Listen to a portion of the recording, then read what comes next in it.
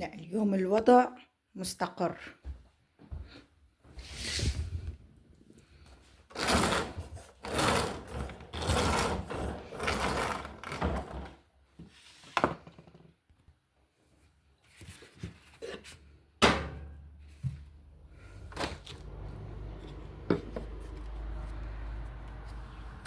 واو، برد برد برد.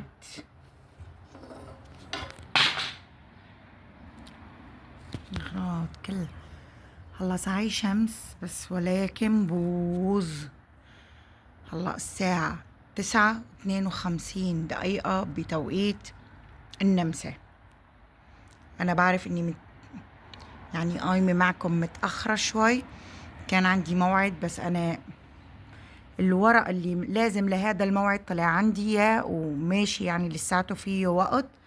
فاتصلت بالموظفة وقلت لها أنا ورقي لساته شغال، فقالت لي خلاص ما في داعي تيجي، رح أرسل لك موظفة مشان تكمل معك. السلام عليكم حبايبي، طمنوني عنكم، إن شاء الله تكونوا بألف خير وإنتوا عم تشوفوا فيديو اليوم رح نعمل مع بعض معكرونة بالجبنة بطريقة كتير طيبة ولذيذة، مو بالبشاميل، انتبهوا بالجبنة أنا رح أعملها، ورح نرتب مع بعض غرف الأولاد ترتيبة خفيفة. بس قبل ما نبدأ حبايبي خلينا نذكر الله ونصلي على رسول الله. اللهم صلي وسلم وبارك على سيدنا محمد وعلى آله وصحبه وسلم، ولا إله إلا الله سيدنا محمد رسول الله. فضلا وليس أمرا، الما اشترك في القناة ينزل على السريع يشترك في القناة، يفعل زر الجرس على الكل ليصلكم كل شي جديد مني، والما حط لي اللايك كمان على السريع ينزل يحط لي اللايك. ما تنسوني حبايبي، أماني برقبتكم من اللايك والاشتراك وتفعيل زر الجرس. ومثل ما يكون شايفين أنا مبلشة هون محمد وهو عمال يشعل الشمعة، فشير الشمعة على القرتي وشير الشمعة كمان على الصينية، هلا كمان بمسحهم. لا والحمد لله هن الرأس نطفوا معي، ما أكلوا معي وقت بإني أنظف الشمع من عليهم. وهلا كمان رح أشعل له الشمعة.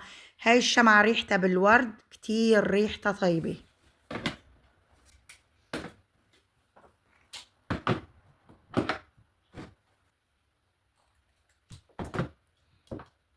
وهون بعد ما مسحت الغبرة وخلصت اتذكرت انه الخسيل محطوط على الفريزة لازم يتطبق، فجبت له خسيله كمان، بناطرينه بيجاماته، يعني اغراض البروفية على المدرسة.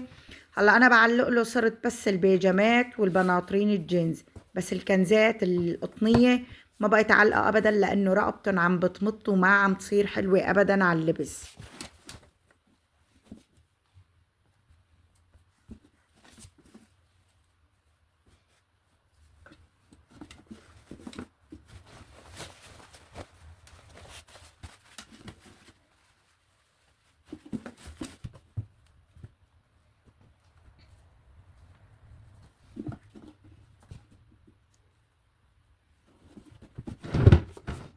وبعد ما خلصت له تطبيق خسيله كمان، هلا رح اكنس الارض واشيل الكيس اللي كان فيه ورق وهيك شغلات، ورح ابخله ملطف جو بقلب الغرفة.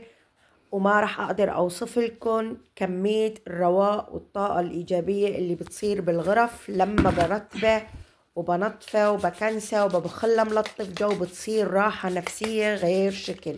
هلا هيك مثل ما لكم شايفين كمان عمال ببخله ملطف جو.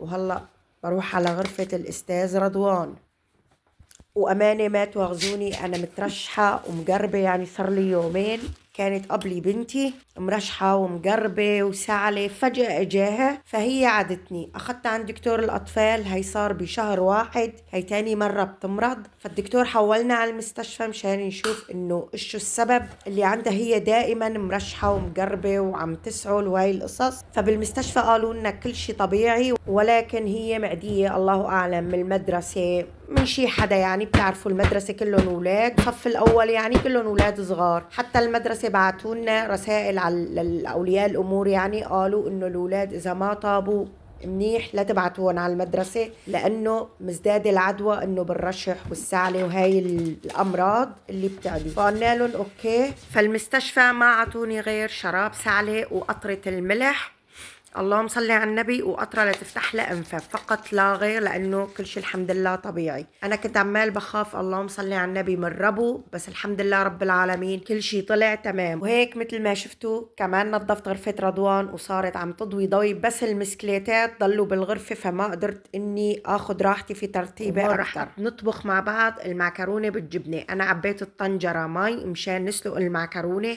أنا حطيت كيسين معكرونة كل واحد فيه نص كيلو، يعني حطيت كيلو معكرونة رح أسلقها. بس هون طلعت عندي المعكرونة نوعين، نوع شعيرية يعني مثل الشعيرية، ونوع طلعت مبسطة، بس عن جد طلعت كتير طيبة.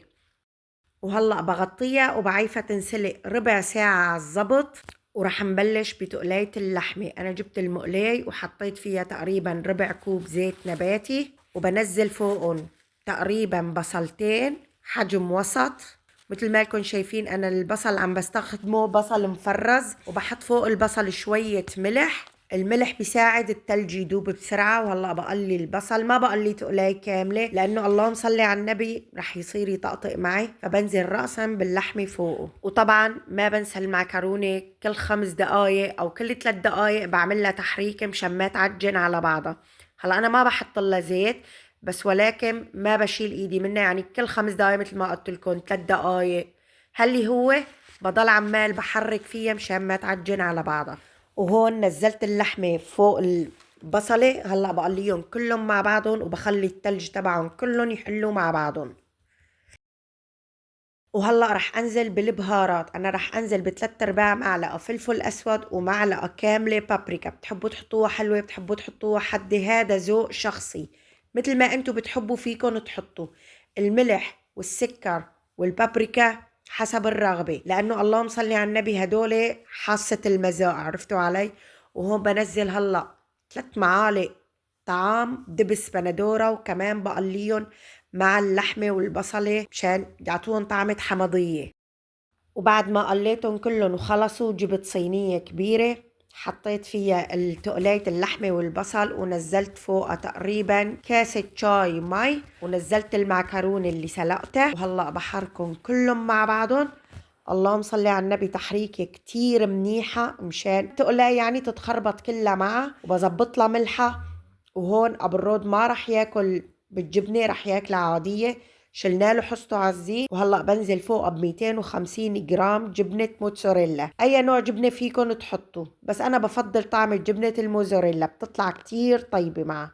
وهلا بحطها بالفرن على الرف النصيني، بشعل عليها من تحت 5 دقايق، ومن على الوجه بشعل عليها كمان 5 دقايق. بس تأمر وجهها خلص بتصير جاهزة. عن جد جربوها ما رح تندموا، كتير كتير طيبة. أنا كتير بحب لها الأكلة. ولهون حبايبي بكون وصلت لنهاية هذا الفيديو ولنهاية يوم من حياتي. بتمنى الفيديو يكون عجبكم، وتجربوا وصفاتي وتكتبوا لي بالتعليقات إذا عم تعجبكم أو لا. شيروا الفيديو حبايبي لرفقاتكم لقرايبينكم لأكبر عدد ممكن. الله يجبر بخاطركم وصلوني. وحابة أرحب بالمتابعين اللي انضموا جديد لقناتي، أهلا وسهلا فيهم وأهلا وسهلا فيكم جميعا، وشكرا على تعليقاتكم الحلوة. الله يجبر بخاطركم يا رب، وأمانة برقبتكم ما تنسوني من اللايك والاشتراك وتفعيل زر الجرس على الكل ليصلكم كل شي جديد مني. والسلام عليكم ورحمة الله وبركاته. إن شاء الله بشوفكم بيوم جديد وفيديو جديد.